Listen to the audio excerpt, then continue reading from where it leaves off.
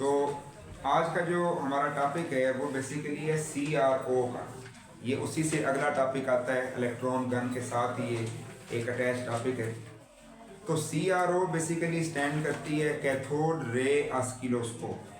ठीक है, सबसे पहले इस डिवाइस का एक शॉर्ट सा इंट्रोडक्शन हो जाए और उसके बाद फिर हम इसके स्ट्रक्चर पे बात करेंगे और इसकी वर्किंग पे भी बात करेंगे। अक्सर औकात आपने ये देखा होगा कि हॉस्पिटल्स में जहाँ पे ICU होता है ना, इंटेंसिव केयर यूनिट, जहाँ पे सीरियस पेशेंट्स को अमूमन रखा जाता है, तो उनके बिल्कुल साथ ही आपको एक स्क्रीन सी ऐसे पड़ी हुई नज़र आती होगी कि जिसके ऊपर ना ऐसे एक लाइन इस फॉर्म में यूं यूं नज़र आ रही होती है। ठीक है, अब आप इसका मतलब भी जानते ही होंगे कि जब तक ये लाइन अप डाउन इस तरह एक मूवमेंट की पोजीशन में रहती है, उस वक्त तक इसका मतलब ये लिया जाता है कि जो पेशेंट है उसकी हार्ट बीट चल रही है और वो ठीक है, सर्वाइव कर रहा है, यानी सांस चल रही है उसकी। लेकिन जब ये लाइन बिल्कुल सीधी एक स्ट्रेट फॉर्म में आ जाती है तो इसका मतलब ये होता है कि अब उसकी हार्ट बीट रुक गई है या वो पेशेंट जो है वो एक्सपायर हो चुका है। तो वो जो डिवाइस है ना, वो जो आपको नज़र आ रही होती है, उसको हम ऑस्किलोस्कोप बोलते हैं। यानी कि आज जो हम टॉपिक, जिस पे हमारा टॉपिक आज का होगा, ये उसी डिवाइस के बारे में बात होगी। इसी तरीके से ये जो लाइंस की अप एंड डाउन मूवमेंट है, इसी मूवमेंट का हम एक और जगह पे भी फ़ायदा उठा सकते हैं, और वो ये है कि जब कभी हमें किसी बैटरी का अगर वोल्टेज या उसकी वोल्टेज में जो फ्लक्चुएशन आ रही है, यानी उसमें उतार चढ़ाव जो वोल्टेज में आ रहा है, जो वेरिएशन आ रही है, अगर हम उसको मेजर करना चाहते हैं तो वहाँ पे भी ये डिवाइस हमारे काम आती है। जब आप इस लाइन की अप डाउन मोशन देखते हैं तो अगर ये लाइन काफ़ी ऊपर तक जा रही है तो उसका मतलब ये कि वोल्टेज भी इंक्रीज़ हो रहा है, और जब ये लाइन नीचे आ रही होती है इसका मतलब ये कि वोल्टेज डिक्रीज़ हो रहा है। साथ ही फिर यहाँ पे कुछ स्केल्स बने हुए होते हैं, उन पे मार्किंग हुई भी होती है, और उन मार्किंग के अकॉर्डिंग हम वोल्टेज के बारे में ये जो है वो डिडक्ट कर सकते हैं कि वोल्टेज कितना है या कितना नहीं है। यानी कि ये वोल्टेज को मेजर करने के भी काम आ रही है, यही ऑस्किलोस्कोप। और यही वजह है कि हम ऑस्किलोस्कोप को इस सेंस में एक और नाम भी दे सकते हैं, और वो नाम है वोल्ट मीटर। वोल्ट मीटर भी कह सकते हैं। क्यों कह सकते हैं? क्योंकि वोल्ट मीटर का काम भी वही है जो ये कर रही है, यानी वो भी वोल्टेज को मेजर कर रही है, ये भी वोल्टेज को मेजर कर रही है। बल्कि ये क्वेश्चन है कि in what way a cathode ray oscilloscope is known as a voltmeter, यानी इसको वोल्ट मीटर क्यों कहा जाता है? तो फिर आप इसके जवाब में ये देंगे, नोट्स में आपके सवाल मौजूद है। ठीक है, अब बात ये है कि ये जो लाइन की अप एंड डाउन मोशन इस फॉर्म में आप यहाँ पे देख रहे हैं, स्क्रीन पे जो आपको नजर आ रही है, ये अप डाउन मोशन होती कैसे है? आपने गौर करना है इस बात को।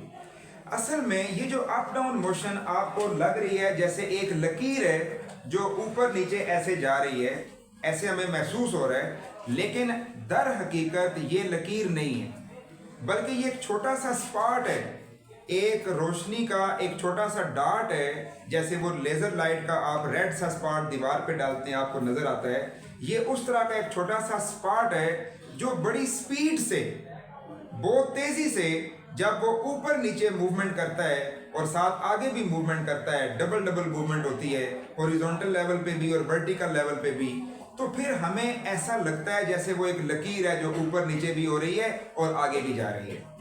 तो असल में वो कोई लाइन नहीं है, जैसे पेंसिल से कोई लाइन ऐसे मार्क कर रहा है, वैसा कुछ नहीं है, बल्कि वो स्पॉट ही है जो ऊपर नीचे मूव कर रहा है और आगे पीछे आ रहा है।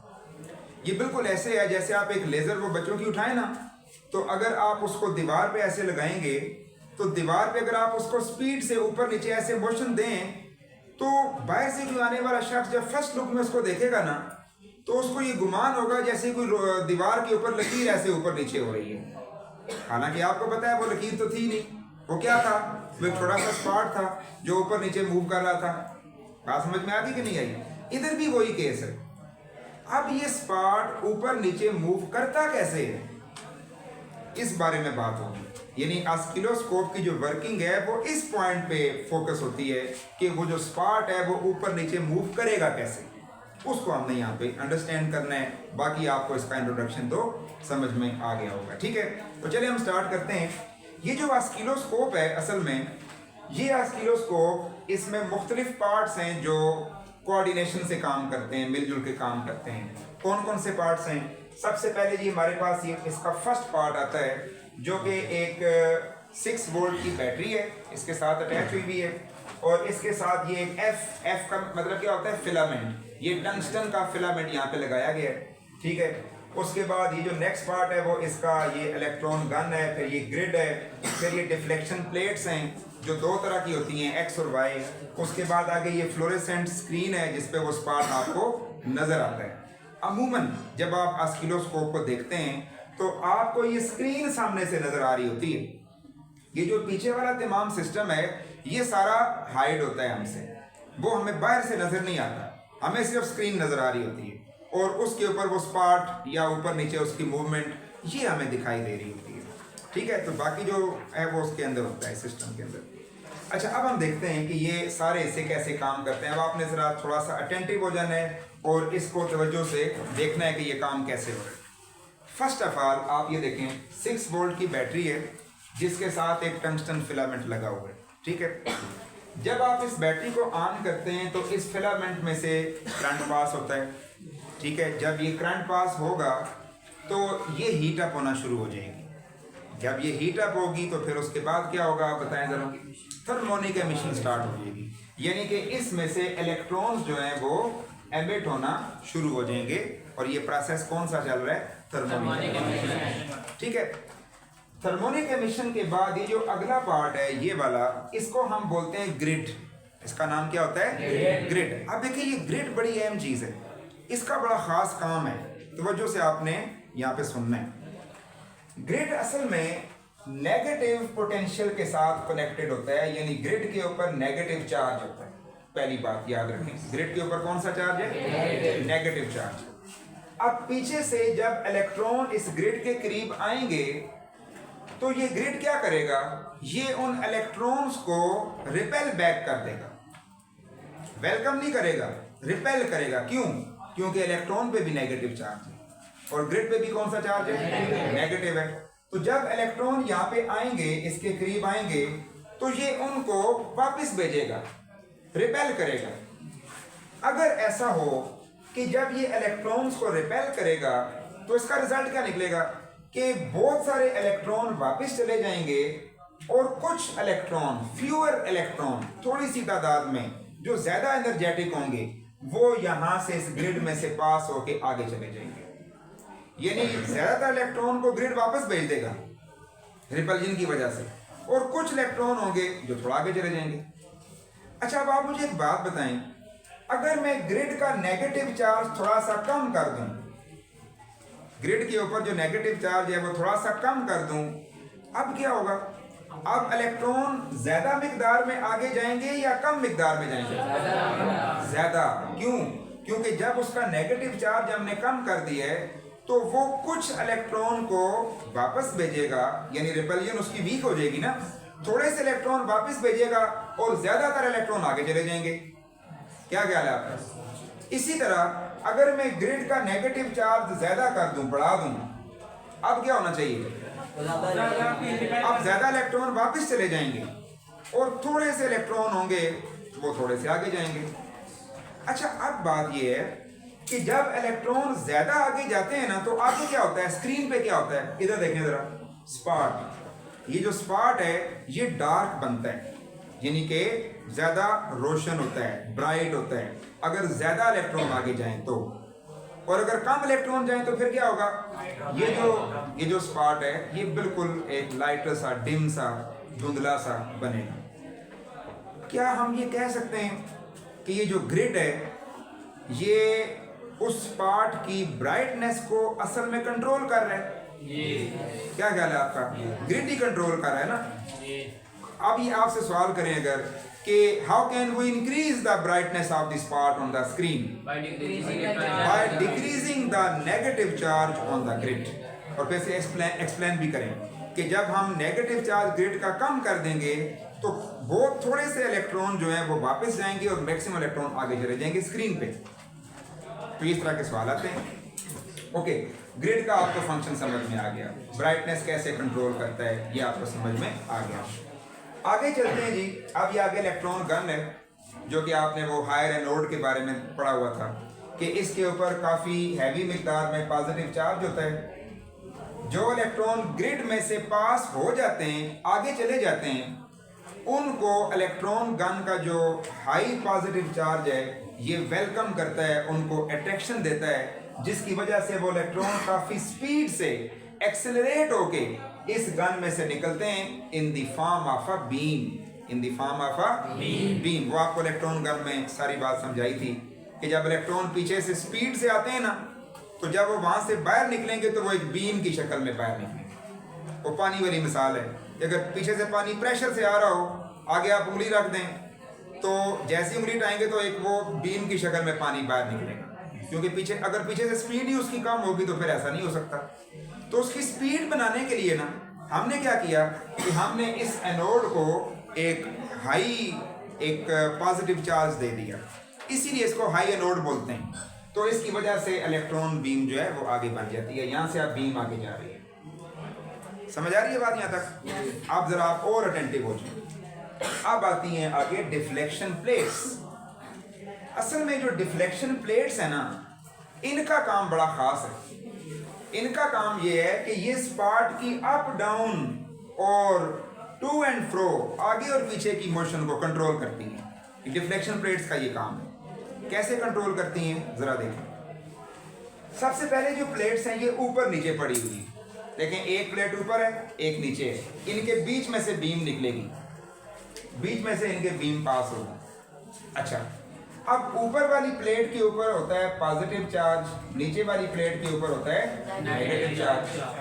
अब आप लोगों ने ये बात पढ़ी हुई है कि एक प्लेट पे पॉजिटिव हो, एक पे नेगेटिव हो, तो बीच में जो जगह होती है उसे क्या कहते हैं?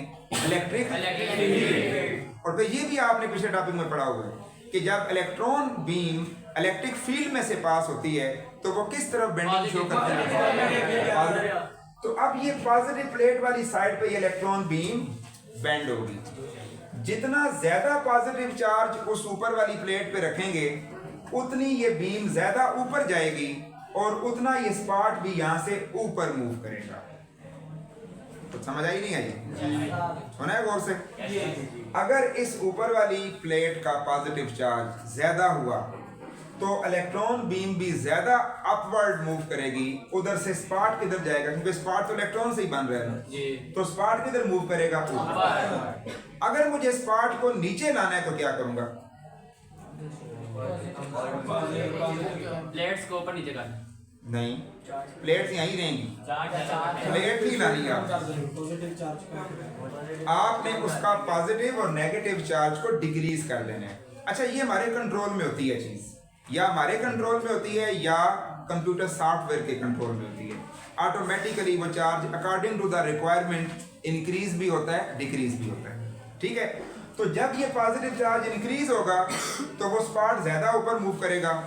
जब पॉजिटिव चार्ज डिक्रीज होगा, ज़ाहिर नेगेटिव भी साथ ही डिक्रीज हो जाएगा, तो वो कम डिफ्लेक्शन शो करेगा, उधर से स्पॉट भी नीचे आएगा।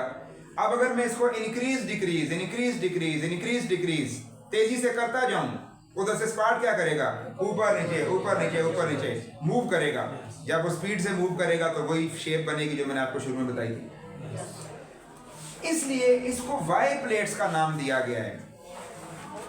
ये बड़ी अहम बात है। लाइक से लाइक बच्चा भी यहां आके थोड़ा सा फंस जाता है। ये प्लेटें पड़ी ऐसे हैं हॉरिजॉन्टल, लेकिन इनको वाई प्लेट क्यों कह रहे हैं? क्योंकि ये अप डाउन मोशन को कंट्रोल कर रही हैं। तो up down motion vertical motion हुई ना, और वर्टिकल एक्सिस कौन से होते हैं? Y axis. बाज बच्चे यहां से कंफ्यूज होते हैं, वो ये सोचना शुरू कर देते हैं कि ये प्लेट तो ऐसे पड़ी हुई है तो उसको एक्स प्लेट क्यों नहीं कह रहे? तो प्लेट जैसे मर्जी पड़ी हो, उसका काम देखें कि वो काम क्या कर रही है, वो कौन सी मोशन को कंट्रोल कर रही है? वर्टिकल, तो फिर वो वाई प्लेट है। आप पड़ी हुई जैसे मर्जी है। आगे आएंगे तो आगे दो प्लेट्स और मिलेंगी, उनको हम एक्स प्लेट्स कहेंगे। और वो पता है कैसे पड़ी हुई हैं? वो आगे और पीछे, वो यूं नहीं पड़ी हुई, ऐसे पड़ी हुई। ठीक है, जैसे एक हाथ मेरा पीछे है ना, एक आगे, ऐसे ये दोनों प्लेट्स पड़ी हुई हैं, एक बैक साइड एक फ्रंट पे। इन पे भी वही सिलसिला है। पॉजिटिव चार्ज एक पे नेगेटिव चार्ज। जब आप इनका पॉजिटिव और नेगेटिव चार्ज इंक्रीज डिक्रीज करते हैं तो उधर से वो जो स्पॉट है वो स्क्रीन के ऊपर ऐसे ऐसे मूव कर रहा होता है, ऐसे ऐसे लेफ्ट राइट मूव कर रहे हैं। और इस मोशन को हम हॉरिजॉन्टल मोशन कहते हैं, और हॉरिजॉन्टल मोशन एक्स एक्सिस पे होती है, लिहाजा इनका नाम क्या हुआ, एक्स प्लेट्स। आखिरी पार्ट जो है वो इसका फ्लोरेसेंट स्क्रीन है, ये ठीक है। ये खास किस्म के मटेरियल से ये स्क्रीन तैयार की जाती है और वो मटेरियल फास्फर कहलाता है। और उस मटेरियल की ये खासियत है, उसकी क्वालिटी है कि जब इलेक्ट्रॉन्स उसके ऊपर फॉल करवाते हैं तो वो उन इलेक्ट्रॉन्स को ग्लो करवाता है, यानी उनका जो स्पॉट है वो ज़्यादा ब्राइट करके दिखाता है। वैसे तो आप सोचें कि इलेक्ट्रॉन तो बहुत छोटी सी चीज़ है, तो उसका स्पॉट भी फिर उतना ही छोटा होगा ना, तो इतना छोटा स्पॉट हमें नज़र पर कैसे आएगा। तो ये फ्लोरेसेंट स्क्रीन जो है इसका ये एक ख़ास किरदार है यहाँ पे कि जब इलेक्ट्रॉन बीम उसके ऊपर आके पड़ती है तो ये उसका स्पॉट थोड़ा सा मोटा कर देता है, ब्राइट कर देता है और आपको इजीली वो नज़र आ जाता है, ठीक है। तो ये आखिरी पार्ट था इसका ऑस्किलोस्कोप का। तो बेटा यूं ये CRO काम करती है, इसको हम कैथोड रे ऑस्किलोस्कोप का नाम देते हैं। तो इसका यूज़ भी आप लोगों ने पहले से सुन रखा है। तो यही था आज का हमारा टॉपिक और इसी को आपने कल तैयार करना है, ठीक है। तो यहीं तक रखेंगे इसे। ये इलेक्ट्रॉन बीम